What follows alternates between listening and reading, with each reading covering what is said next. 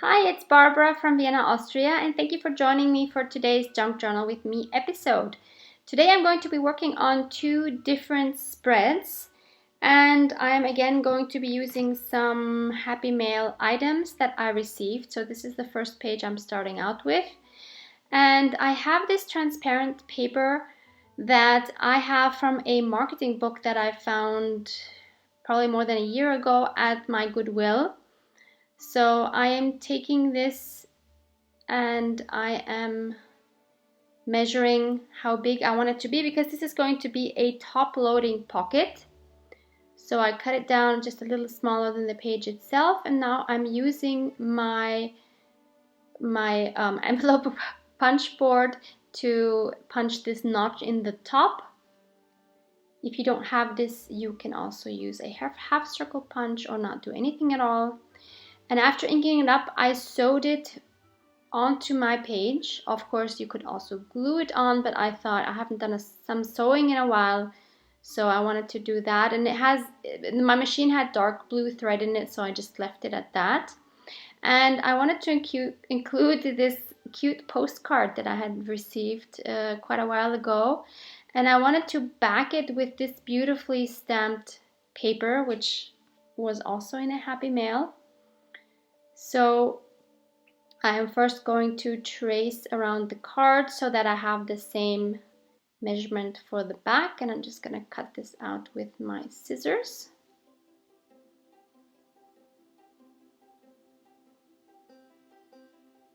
And it actually fits.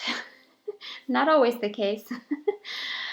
And now I'm going to use my cheap glue stick to glue it on the back side. I've been receiving questions about where I buy my glue stick, and I buy the cheapest possible one from the Dutch chain Hema, and they're really very cheap. They come in a pack of 2, and they work the best so far, even compared with the more expensive ones. And now I inked around the edges with some forest moss green because the front of the image was already inked with that kind of a green, so I thought we'll just stay with it. And now I'm using my newly acquired vintage typewriter, and I'm using this transparent paper because I wanted to type a quote on it that I found. And the quote that I'm typing here says, "May you touch dragonflies and stars, dance with fairies, and talk to the moon." Isn't that just amazing? I love this so much. I unfortunately don't know who the quote is by. I could not find the author. So now I am trimming that down, and I'm also going to ink around this with the forest moss.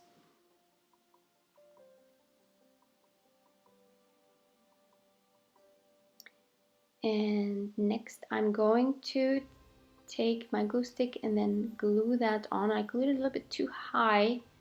I actually wanted it even to go a little bit lower, but oh well. So that's what that looks like.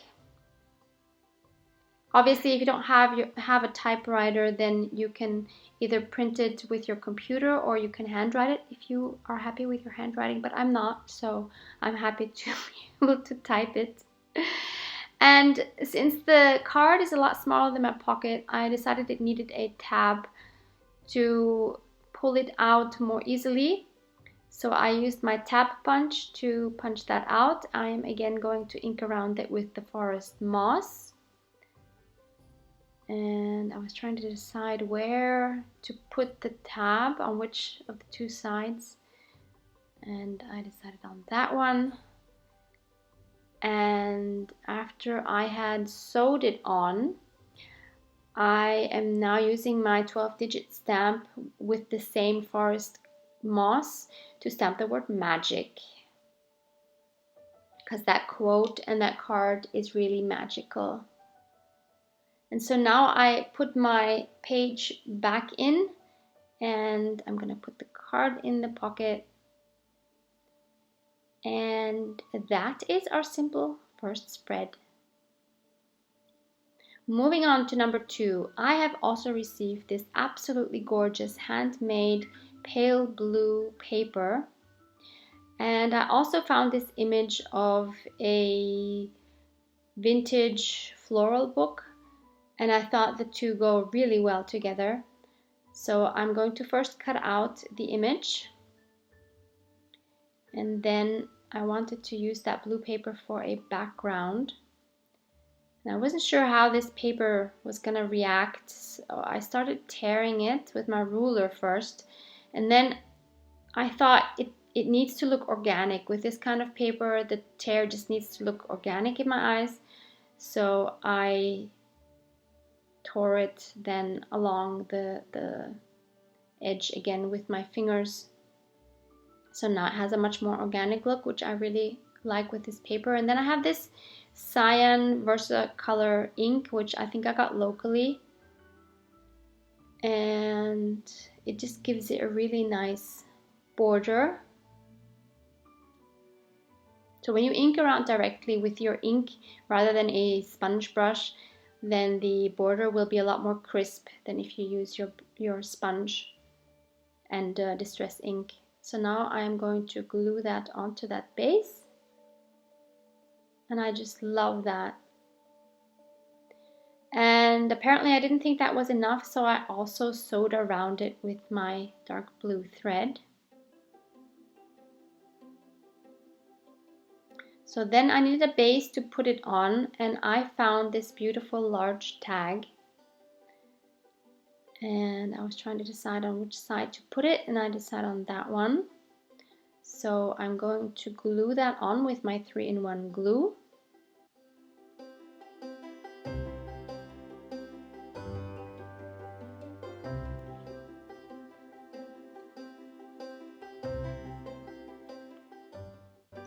And for the back side, I'm going to, since I wanted to write on it, I wanted to cover those lines that were there. So I'm just adding some cardstock that I had and cut it out. And I'm also going to go around the borders with this cyan. And what I'm writing here now is I looked up some facts about March, since we are in March. And so I wrote down 4 facts. And I'm linking that website below in case you want to see more facts. There's 20 in total, and these are the 4 I chose. In Roman calendars, 1 year used to be 10 months long, starting in March and ending in December. Number 2 is, if you were born in March, your birth flower is a daffodil. Number 3 is, March is the time of year when animals start waking up from hibernation. That's my favorite fact, actually. And the 4th one is, on March 10th, 1876, Alexander Graham Bell made the first ever phone call. It was to his assistant, and he said, "Mr. Watson, come here, I want to see you." So that's also a fun fact. So then I glued that on the back. And then I also went around the whole tag with this cyan blue.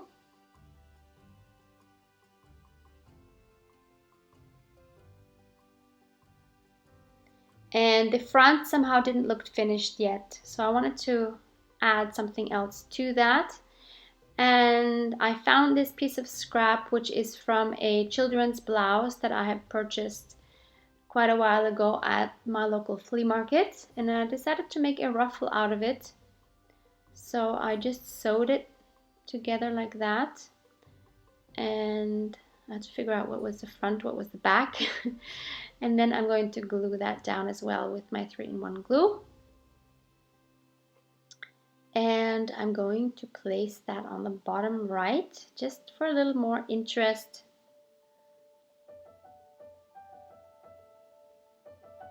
I think that adds a really nice touch to it. And for the final touch, I also wanted to add a ribbon on the top. I have this one, but I didn't like it at all because it just kind of seemed boring. So I thought I would try this Baker's Twine of blue and white that I have, because the blue is a little bit darker, and I thought that would have like a better contrast. So I wanted to see what that looks like if I would tie a bow on the top. Very simple.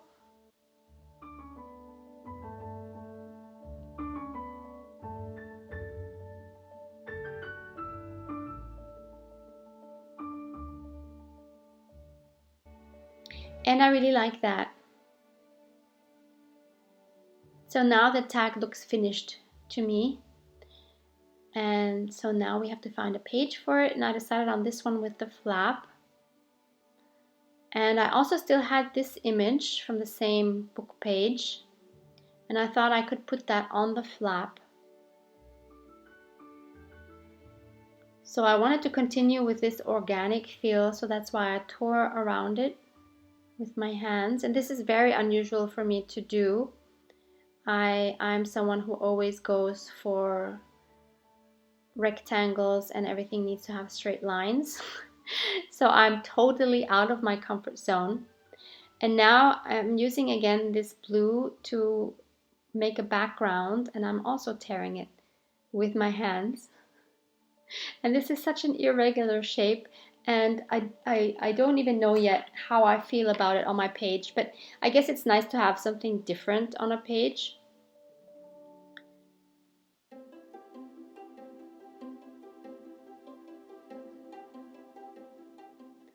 Then I thought I would first ink up those edges again.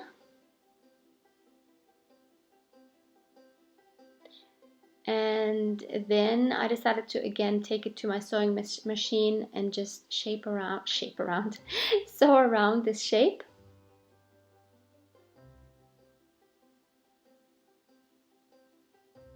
And now I am trying to take this out, which proved difficult because there was a tag on the other side.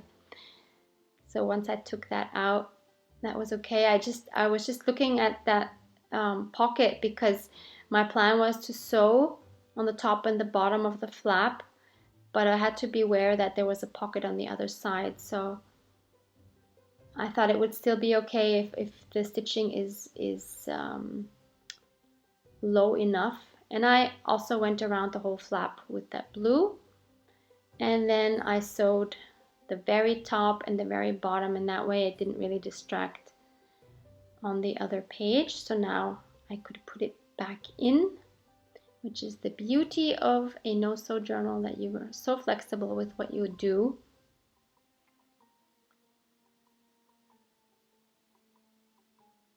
And now I just put the tag back and put the tag in there, and I wanted to see what height I should put that, because I thought it would look strange if they're exactly the same height, the two floral images.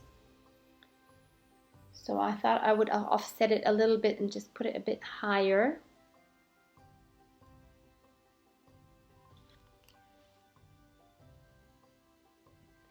And then I also wanted to add the word March. So I'm using my 12-digit roller stamps and the same cyan blue. It took me 4 times to stamp it in a way that I would like it. So that's the one that won.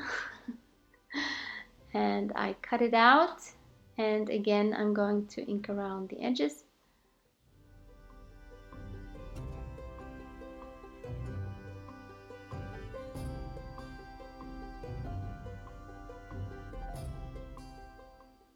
And I'm going to mount this on a scrap of that blue again.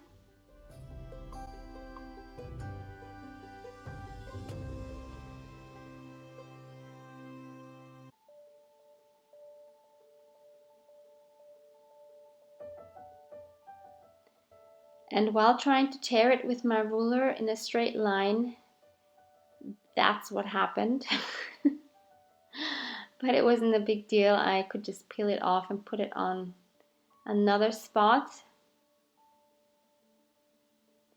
And this time I used my scissors to just cut it out. It was a lot easier. And I am also going to ink around this.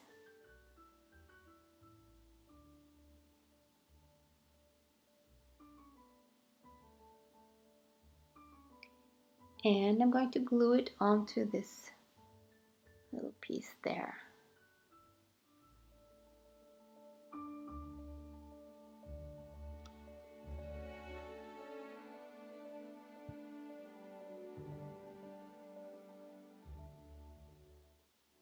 So that's what that looks like. So that is our second spread, and that is already it for today. A bit shorter today, and but I do hope that it gave you some inspiration to maybe find some quotes about whatever's, whatever you feel strongly about at the moment, or what your wishes or hopes are. There's so many things you can journal about besides your daily life. If you think your life is not exciting, it's not a reason not to journal. There's so many things you can journal about. So keep journaling. Don't just watch my videos, keep journaling. Thank you so much for watching, and please hit the thumbs up button if you enjoyed this video, and subscribe if you haven't, if you want to see more. Thank you so much, and hope to see you soon. Bye!